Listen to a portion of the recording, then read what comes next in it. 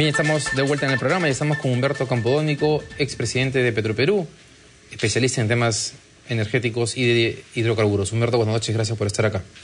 A ti las gracias, David, y un saludo a todos los televidentes. Bien, comentábamos al inicio que estuvimos el martes con Miguel Palomino aquí en el programa y como parte de la conversación quedó claro que el tema no era solamente el tema Repsol, que digamos que la posibilidad de que el Estado comprara Repsol había hecho emerger, si quieres, un tema, una discusión mucho más de fondo, que era en particular el proceso de modernización de Petroperú, o sea, que se volviera la actividad empresarial a través de Petroperú, y en general sobre si la actividad empresarial del Estado es un pecado o no. Entonces, yo quiero ir hacia ese punto, de acuerdo, porque creo que es un tema muy importante para el país, pero quiero tu opinión sobre el tema de la decisión de hoy día de no comprar finalmente o no participar en la compra de una participación minoritaria de Repsol. Sí, bueno, es un comunicado de Petroperú, donde dice que de acuerdo a los estudios que ellos han realizado, no es una cosa conveniente en este momento entrar a la compra de Repsol. Bueno, yo lo que pienso es que siempre para una empresa que está en el mercado, independientemente de que sea estatal o privada, es muy importante saber qué cosa es lo que pasa en su entorno en el ámbito de la comercialización y de la refinación. Y la Pampilla, que tiene el 49 o el 50% del mercado y el otro 49-50 lo tiene Petroperú, entonces cualquier indicio, rumor o realidad en el sentido que se va a vender la empresa que es tu competidora, tiene que movilizar a la otra empresa, porque son dos empresas refineras, o sea, Petroperú y Repsol. Y eso es lo que vino sucediendo incluso de hace muchos meses. Nosotros cuando tomamos conocimiento de esto tuvimos algunas conversaciones informales con representantes del empresariado peruano que vinieron a buscarnos, ellos, para proponernos algún tipo de asociación pública-privada en la cual Petroperú, que es la que sabe refinar, podía ver si podíamos entrar nosotros para refinar y quizás ellos para la comercialización o cosas por el estilo. O sea, hubo conversaciones muy informales. ¿Con grupos importantes, grandes? Con grupos importantes, claro que sí. Grupos importantes, no vale la pena mencionarlos en este momento, pero de los más importantes en el mercado, que estaban interesados en la compra de Repsol si es que esto llegara a darse, ¿no? Entonces, ese es el punto número uno. El punto número dos es que la manera como se ha venido tratando el tema, ¿no?, de la compra de Repsol no ha sido de la más conveniente desde mi punto de vista, ¿no? Esto ha debido tratarse en conversaciones más abiertas, incluso había otros interesados en transparentarlo, pero de todas maneras... ¿Los interesados, te refieres a grupos peruanos interesados en el Sí, había otros interesados. Bueno, se sabe que el grupo de Primax, donde está el grupo Romero, estaba interesado, y de algunos otros que ya es, digamos, información que yo no he podido verificar. Entonces, desde ese punto de vista, entonces... si ya habíamos dicho y se había dicho que tenía que haber un estudio concienzudo, lo dijo el ministro Castilla, un estudio que vaya al detalle, me parece que ese era el camino que había que recorrer, ver qué cosa es lo que había en los activos de Repsol, en sus deudas, en las inversiones que tenía que hacer para forjarse una idea de conjunto. Y yo quiero ratificar acá que no es solamente el tema de Repsol para Petroperú. Es el tema de las inversiones importantes que tiene pendientes en la refinería de La Pampilla, donde bajo la gestión del anterior directorio que yo presidí, terminamos toda la ingeniería, y ya en estos momentos está lista. De Talara. De Talara, perdón, la refinería de Talara. Todo lo que se puede hacer por partes, se puede hacer íntegra, se puede licitar, pero esa ingeniería está terminada. Y de otro lado pudimos hacer contacto con la empresa TES y la empresa Talisman, al contrario, GES y Talisman, que tenían el lote 64, que ya lo habían entregado a Perú Petro y que hicimos la gestión para que nos los entregaran a Petroperú, que yo estaba ahí en ese momento. Las gestiones continuaron y hoy día ese lote ya ha pasado a poder de Petroperú.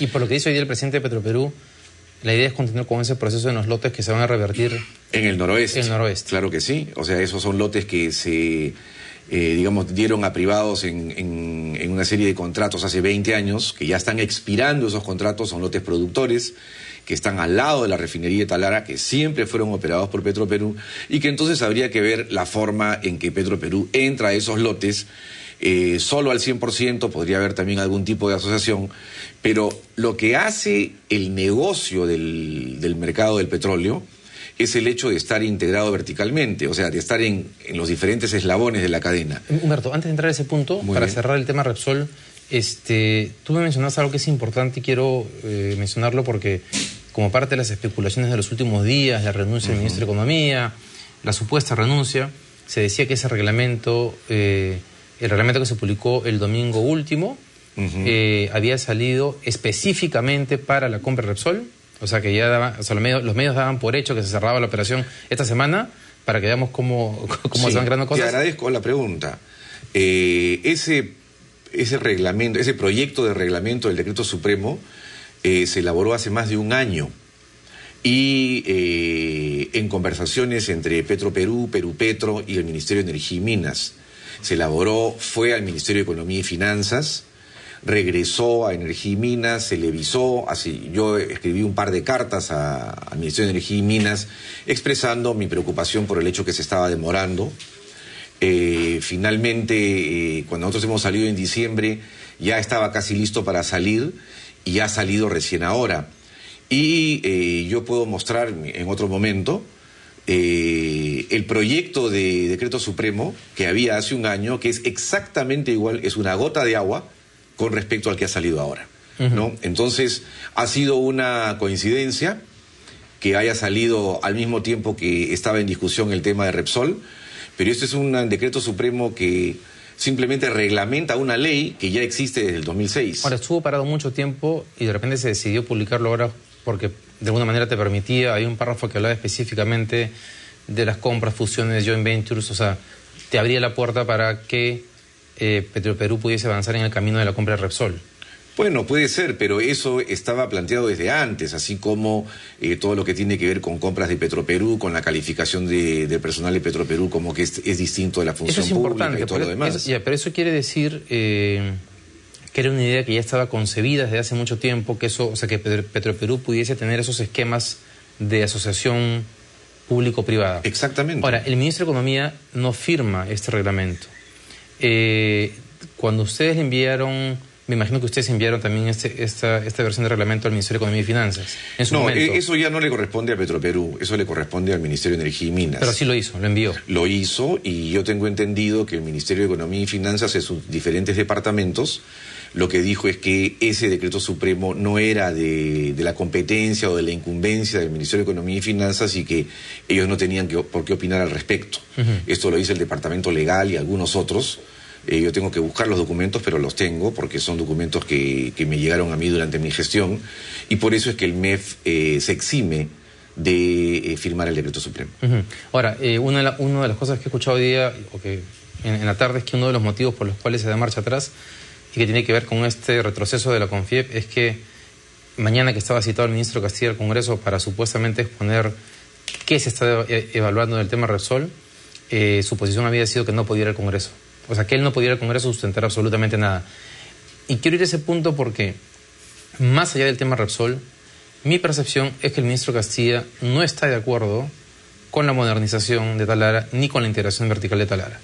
De repente Talismán es algo que ha pasado por ahí, pero quiero saber cuál es tu percepción del tiempo que estuviste en Petroperú. Bueno, yo lo que pienso es que esta oportunidad es muy importante para unificar y homogeneizar el pensamiento que se tiene acerca de la modernización y el fortalecimiento de Petroperú.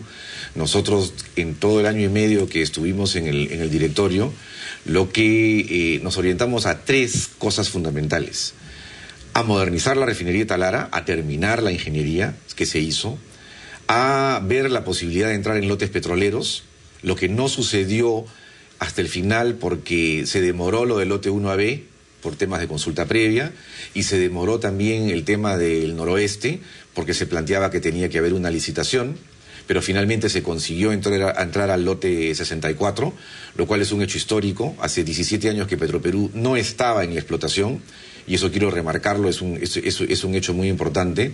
Pero el otro tema tiene que ver con el buen gobierno corporativo, con el hecho de tener una empresa transparente en sus cuentas, en sus compras, y para eso el planteamiento era que nosotros entremos a la Bolsa de Valores de Lima hasta con un 20% de las acciones. La ley que se da en diciembre del 2011, cuando se planteó que Petroperú participe en el gasoducto andino, modificó el decreto legislativo 1028 del año 2008, que decía que mínimo el 20% tenía que entrar de acciones a la bolsa, y se cambió por la fórmula colombiana, hasta 20% de las acciones. No hemos podido entrar a bolsa en esa época porque el inversionista necesita una orientación de mediano plazo para poder invertir en la empresa.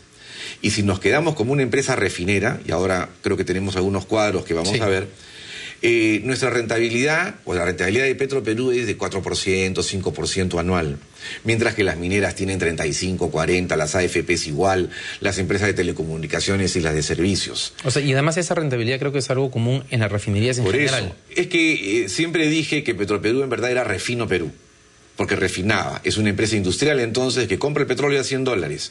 Le cuesta $5 refinarlo y lo vende $5 más caro. Ese es su margen.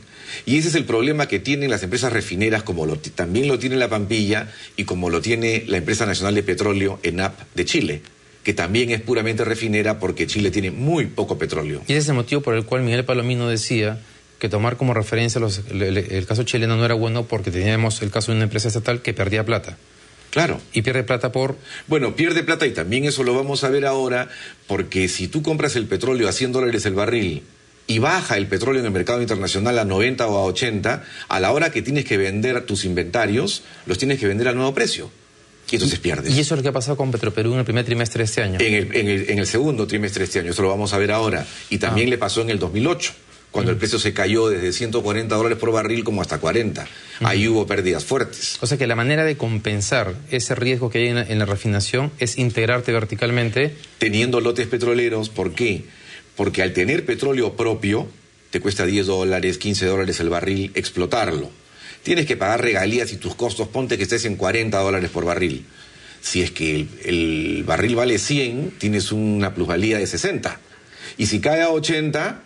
solamente de 40, pero sigues ganando, ¿no? O sea, la pérdida no se consuma en la manera en la cual sí se consume en la refinación, porque ahí, como hay libertad de precios y como rige la oferta y la demanda, al precio al cual compras, digamos que es 100, si baja a 80, pierdes. Por el contrario, si compras a 80 y el precio sube a 100, ganas. Pero entonces estás expuesto a la volatilidad de los precios del petróleo. Y estás muy vulnerable. Y la manera de terminar con eso es justamente teniendo petróleo. Pero para terminar la idea, es el hecho que hay que ir a la Bolsa de Valores para ser transparente, para tener representantes de accionistas minoritarios en el directorio, de manera frente a la cual puedas expresar una independencia y una autonomía que es una verdadera modernización de la empresa en estos tiempos. Es lo que tiene Ecopetrol, es lo que tiene Petrobras. Y eso te defiende de la injerencia política dentro de la empresa. ¿Qué era la preocupación mayor con esta posibilidad de comprar Repsol? Pero claro, o sea, el tema es que el directorio de Petroperú tiene que ser independiente, no puede estar a la merced en ningún momento, sea antes o ahora o después, del gobierno de turno o del ministro de turno, etcétera. Lo que tiene que hacer es comportarse como una empresa. Y si es que ya va a bolsa y tiene entonces accionistas minoritarios en el directorio, etcétera, tiene las condiciones para ir ascendiendo y poco a poco salir. Porque no nos olvidemos que hace 15 años que se quiere privatizar Petroperú.